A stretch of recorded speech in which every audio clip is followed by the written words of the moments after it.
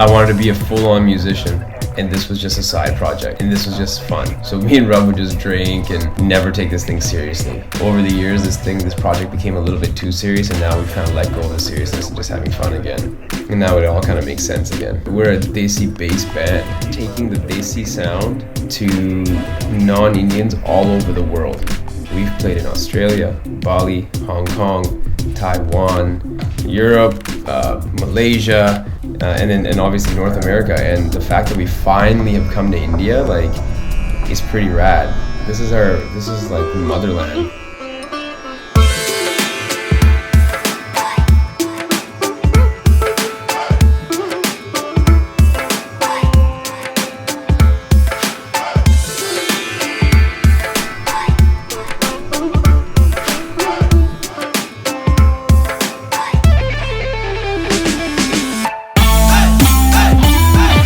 And you'd think that a band called Delhi to Dublin, you'd think that, you know, the first thing we would do is play in India and Ireland, but we have never played here before as a band.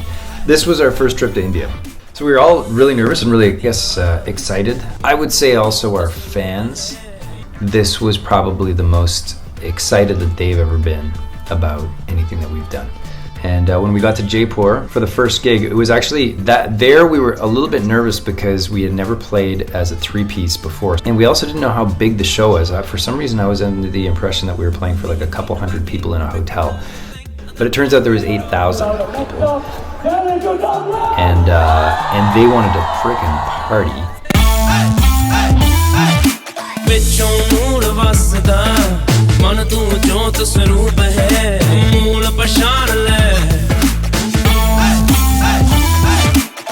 Flow was there and we just coasted, and it was so easy and felt so well received. I felt like everything that we put on the table was getting picked up, and it was pandemonium. People were just losing their shit, and there was this really deep sense of satisfaction I had from it afterwards. Like, we came home in a way, and they got it.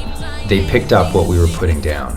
When we played Were-all-desi, and to have everyone singing that song with us,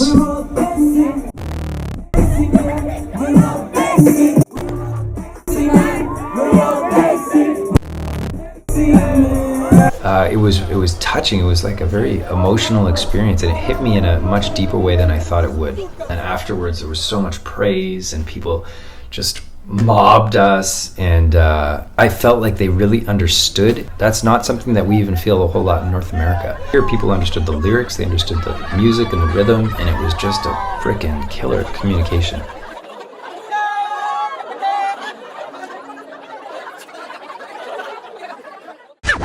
So the bartender, Anuj, at the Humming Tree made these custom Delhi to Dublin drinks. I think he was so excited. He was like the jolliest gangster in the jungle. He was so massive, I thought for sure he could be out like thugging. He had like the tats and this big smile. That guy, you wouldn't know what to look at him, but he is a lover. Were-all-desi? That he came up with 3 drinks. One was called a tumbi wow, and it involved muddled apple and rum. Another one was called were-all-desi, and it had whiskey and curry leaves and green chilies and red chili powder and salt and lime, which sounds kind of gross, but it was amazing. And my favorite was the Laughing Buddha, which had fresh muddled grapes with gin. And I don't even drink, but I swear if I had access to that drink, I would literally be drunk all the time. So being a bartender, you're so happy, no? There was this gorgeous girls dole group from this home for disadvantaged girls called Bale Mane, and they came out to open for us, and we got to hang out with them, and that was really meaningful.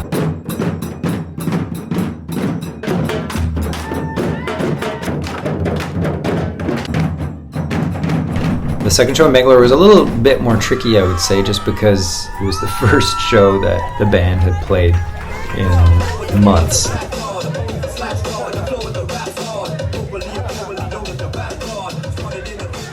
What I was surprised is that a lot of people they really liked Tumbi Wow a lot, which I find is like a little bit different than some of the other tracks too. It's got like this kind of like little bit grittier sound.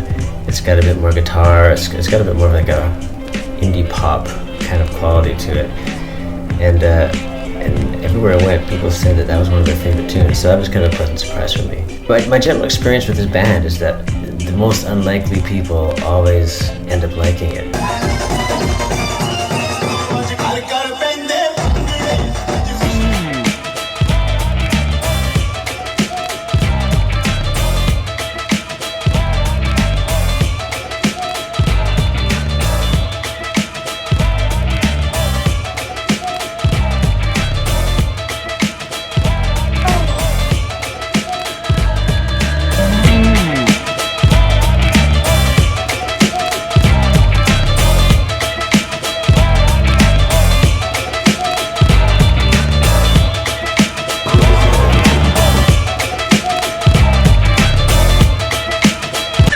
Feeling this vibe? Are you guys okay with us?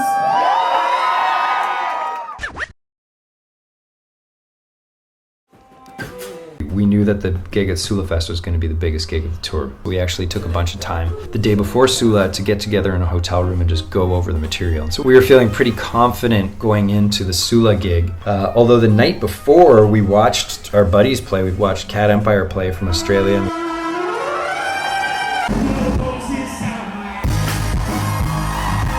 We watched Balkan Beatbox play from Israel.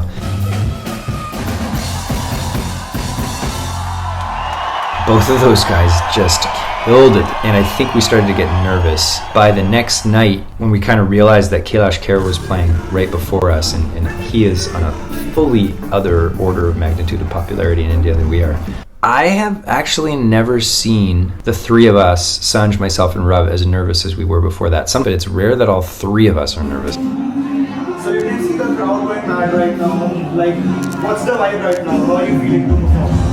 We're feeling really nervous to get up after Kailash because he's killing it outside. Yeah. He's doing so well. Right as we were about to get on stage, so Kailash Kher just finished. 7,000 people are sitting there. Everyone wants to party.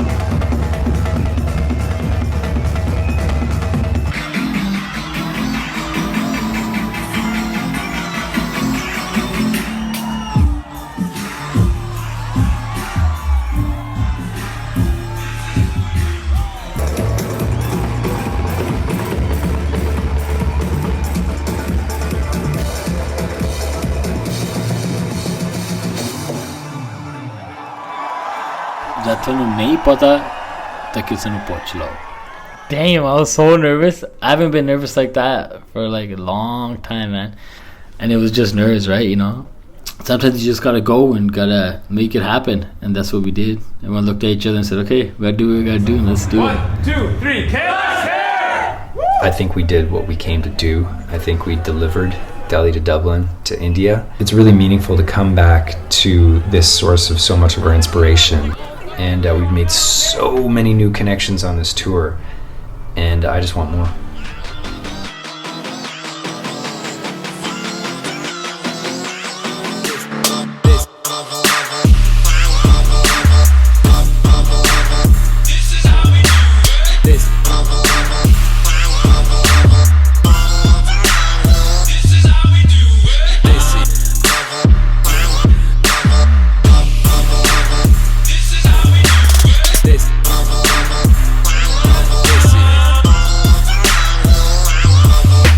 I was gonna say something that means something to me, and what the band's going through and everything like that is Haga Jo Haga, every day in my way, Desi.